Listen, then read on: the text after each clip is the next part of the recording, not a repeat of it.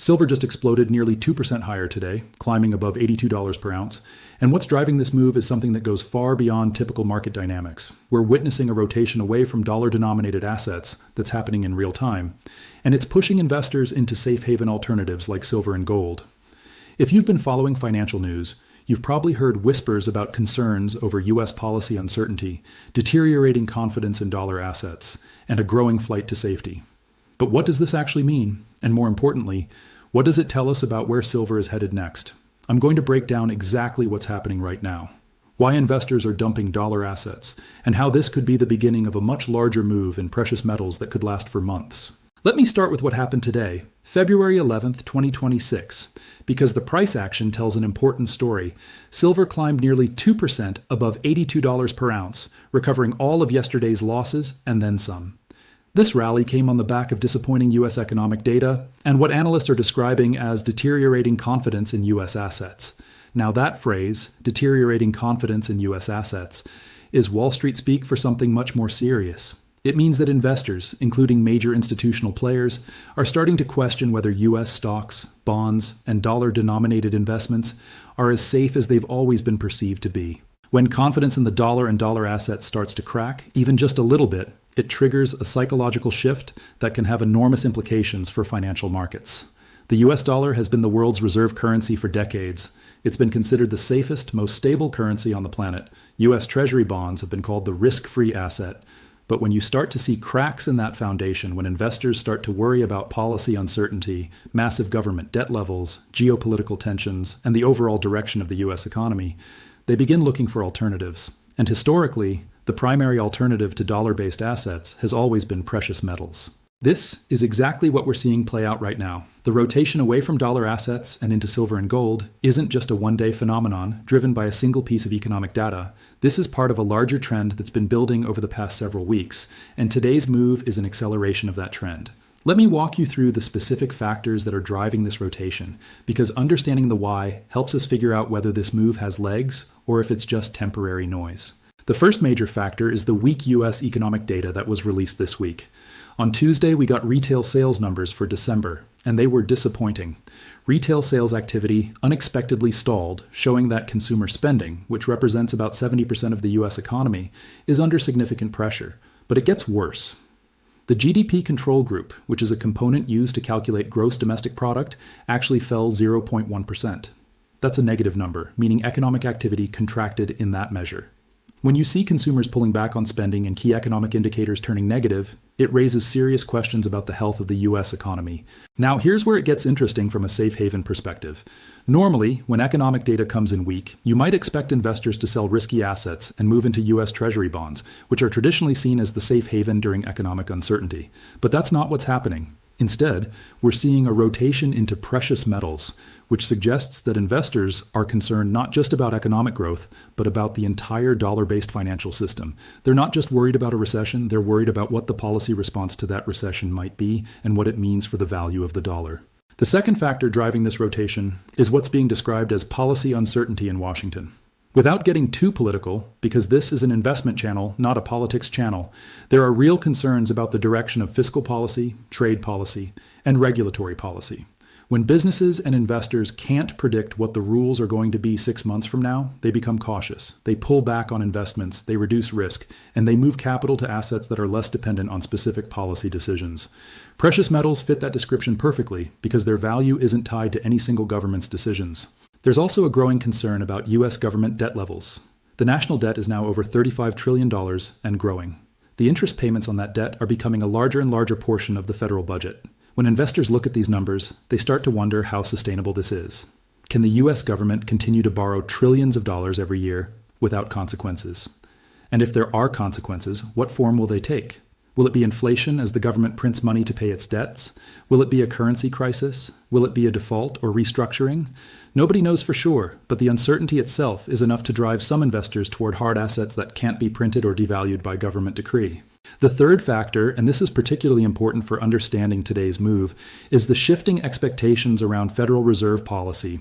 The market is now pricing in roughly 60 basis points of rate cuts by the end of 2026. That's a significant shift from just a few weeks ago, when Kevin Warsh was nominated as Fed chairman and everyone expected a hawkish Fed that would keep rates high.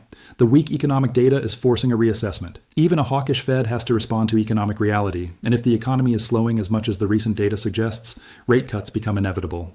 Lower interest rates are typically bullish for precious metals because they reduce the opportunity cost of holding non-yielding assets. But there's another dynamic at play here that's even more important. When the Fed cuts rates in response to economic weakness, it's essentially admitting that the economy needs support. That admission can shake confidence in the dollar because it signals that things aren't as strong as they appeared.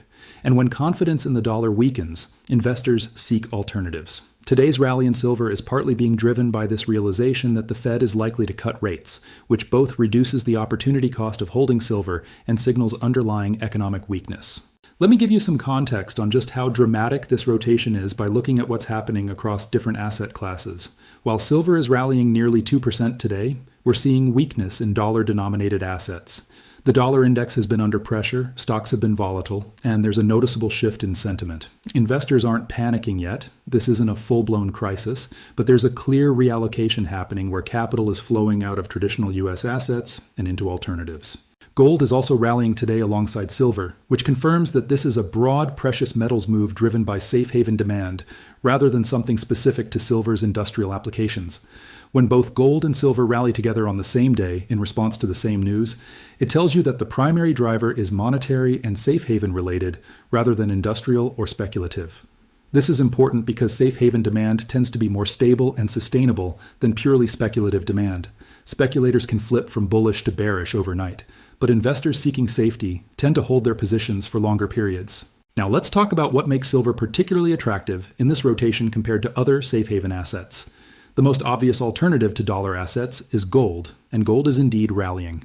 But silver has some unique characteristics that make it compelling in the current environment. First, silver is significantly cheaper per ounce than gold, which makes it more accessible to retail investors. If you want to buy 1 ounce of gold right now, you need over $5,000, but you can buy an ounce of silver for around $83.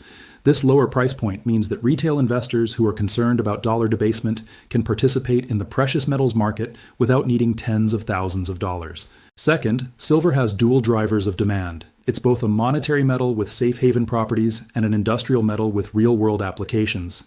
This means that silver benefits not just from the safe haven rotation we're seeing today, but also from long-term structural demand from solar panels, electric vehicles, electronics, and increasingly, artificial intelligence infrastructure. Gold doesn't have this industrial demand component to nearly the same degree. So when you're looking for an asset that can benefit from both the flight to safety and the energy transition and technological advancement, silver offers that unique combination. Third, and this is something that doesn't get talked about enough, silver is in a structural supply deficit. The market has been in deficit for 6 consecutive years now, meaning demand exceeds supply year after year. This isn't a temporary imbalance. This is a fundamental shift in the supply-demand dynamics of the silver market. When you combine structural deficits with rising safe haven demand, you get a setup for sustained price appreciation that can last for years, not just days or weeks.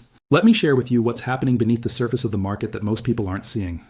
While silver futures rallied nearly 2% today, physical premiums remain elevated. Physical premiums are the amount that buyers pay above the spot price to get actual silver bars or coins delivered to them. When physical premiums are high, it tells you that there's strong demand for real metal, not just paper contracts. This is a sign of genuine safe haven buying because people who want silver as protection against dollar debasement want the physical metal they can hold, not just a futures contract or an ETF. There's also been interesting commentary from U.S. Treasury Secretary Scott Bessent about the recent volatility in silver. He reiterated that the extreme swings we saw in late January, when silver crashed 35% in one day, were driven by speculative activity, particularly from Chinese traders. Now, why is this significant? Because it's an official acknowledgement that the crash was speculation-driven, not fundamentally driven. If the U.S. Treasury Secretary is saying publicly that the crash was speculation and not a reflection of actual supply-demand fundamentals, that supports the case for today's rally being a return to fair value rather than an overreaction. So, where does silver go from here? Can this rotation away from dollar assets and into precious metals continue, or is this a temporary move that's going to reverse when sentiment stabilizes? Let me walk you through several scenarios based on the current dynamics. The bullish scenario says that we're in the early stages of a major shift in investor psychology around dollar assets. In this scenario, the concerns about policy uncertainty, government debt, and economic weakness continue to grow rather than diminish. More economic data comes in weak, reinforcing the narrative that the U.S. economy is slowing significantly. The Federal Reserve is forced to cut rates more aggressively than the currently priced in 60 basis points. They might end up cutting by a full percentage point or more over the course of 2026. This triggers a significant weakening of the dollar and drives sustained safe haven flows into precious metals. Silver benefits disproportionately because of its lower price point and industrial applications. We break through $85 easily, push through $90, and by the end of the first quarter, we're testing $100 again.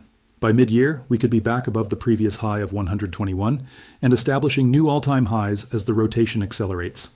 In the bullish scenario, this isn't just about silver going up. It's about a fundamental reassessment of dollar hegemony and a recognition that the fiscal and monetary situation in the United States is unsustainable. More countries start diversifying their reserves away from dollars and into gold and silver. Central banks increase their precious metals purchases. Retail investors who have been heavily allocated to U.S. stocks and bonds start shifting 5 or 10% of their portfolios into hard assets. This creates sustained buying pressure that pushes silver significantly higher over a multi-year period.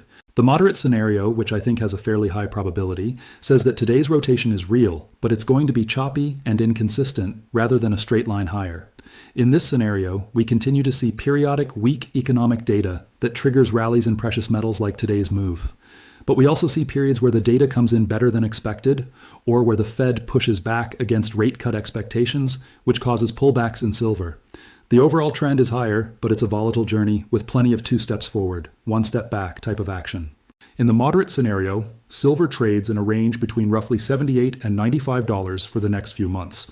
Every time we get weak economic data or signs of policy uncertainty, we rally toward the top of that range. Every time we get stronger data or reassuring statements from policymakers, we pull back toward the bottom of the range. This consolidation period allows the market to build a base of support and work off the psychological damage from the January crash. Eventually, probably by the second half of 2026, we break out of this range decisively to the upside as the weight of evidence becomes overwhelming that dollar assets are facing structural challenges. The bearish scenario says that today's rotation is overblown and will reverse quickly. In this view, the concerns about dollar assets are temporary and exaggerated. The U.S. economy is not as weak as the recent data suggests. It's just going through a soft patch. The Fed doesn't need to cut rates aggressively, and might only do 1 or 2 small cuts later in the year. Policy uncertainty in Washington gets resolved, confidence in U.S. assets rebounds, and the dollar strengthens. In this scenario, silver's rally today reverses over the next few days and weeks. We fail to break above $85, pull back to test 80, and potentially decline further to retest the $75 lows from 2 weeks ago. I personally think the bearish scenario is the least likely of the 3. The concerns about government debt, policy uncertainty, and economic weakness are real and not going away quickly. Even if we get a few better economic data points in the near term, the structural issues remain. The national debt isn't going to shrink. Policy uncertainty is baked into the political environment we're in, and the Fed's room to maneuver is limited by both inflation concerns and economic weakness. These factors create an environment where rotations into safe haven assets like silver are likely to persist and potentially accelerate. From a technical perspective, today's nearly 2% rally brings silver to around $83, which puts us in striking distance of the $85 resistance level. If we can break above 85 and hold it, that would be a bullish signal indicating that the rotation has real momentum. The next major resistance after that is $90 to $92. On the downside, support appears solid in the $78 to $80 range, with stronger support at $75 where we bottomed 2 weeks ago. There's a critical data release coming up that could accelerate or slow down this rotation. The delayed U.S. jobs report for January is expected later this week. If that report shows significant weakness in employment, job losses, or rising unemployment, it will reinforce the narrative that the economy is in trouble and likely trigger another wave of safe haven buying. If it comes in stronger than expected, we might see a temporary pullback as some traders take profits. But even a strong jobs report wouldn't change the bigger picture concerns about debt, policy, and long-term sustainability. For anyone watching this and wondering what to do with this information, here's my perspective. If you don't currently have any exposure to precious metals, and you're concerned about the issues we've discussed today, dollar debasement, policy uncertainty, economic weakness, then allocating a portion of your portfolio to silver makes sense. The traditional recommendation is 5 to 10% of your investable assets in precious metals as insurance against currency risk and financial system instability. You can do this through physical silver, through silver ETFs, or through silver mining stocks, each with its own advantages and disadvantages. If you already have exposure to silver, today's rally is validation that your thesis is playing out. The rotation away from dollar assets is happening, and silver is benefiting. The question is whether to add to positions or take some profits. That depends on your time horizon and risk tolerance. If you're a long-term holder who believes we're in the early stages of a multi-year bull market in precious metals, then today's price, around $83, might still represent a reasonable entry point for adding to positions. If you're a shorter-term trader, you might consider taking some profits into strength and waiting for pullbacks to redeploy that capital. One thing I want to emphasize is that the rotation we're seeing today is about more than just making money on a trade. This is about fundamental changes in how investors view risk and where they believe safety lies. For decades, the answer to where do you put money when you're scared has been U.S. Treasury bonds and the U.S. dollar. If that's changing, if investors are increasingly looking to precious metals instead, that represents a sea change in global finance, with implications that go far beyond silver's price on any given day. The fact that silver is rallying on weak U.S. economic data, on concerns about dollar assets, and on safe haven demand, rather than just speculation or industrial demand, tells you that the market is maturing. Silver is starting to be recognized not just as an industrial commodity or a speculative vehicle, but as a legitimate safe haven asset in its own right. This reputational shift, if it continues, could drive sustained institutional and retail interest that supports much higher prices over time. Watch what happens over the next few days and weeks carefully. If we continue to see weak economic data and silver continues to rally on that news, it confirms the safe haven rotation thesis. If we see the dollar weaken further and precious metals strengthen together, that reinforces the narrative. But if we get strong economic data and silver sells off hard, that would challenge this thesis and suggest today's move was just noise. The upcoming jobs report will be a key test. Pay attention not just to the headline number, but to how the market reacts. Sometimes markets rally on bad news and sell on good news when they're in a particular psychological mode, and understanding that mode is crucial for positioning correctly. The rotation away from dollar assets and into silver is real. It's happening right now, and it's being driven by legitimate concerns about the fiscal and monetary situation in the United States. Whether this rotation accelerates into a full-blown crisis of confidence or moderates into a more gradual reallocation remains to be seen.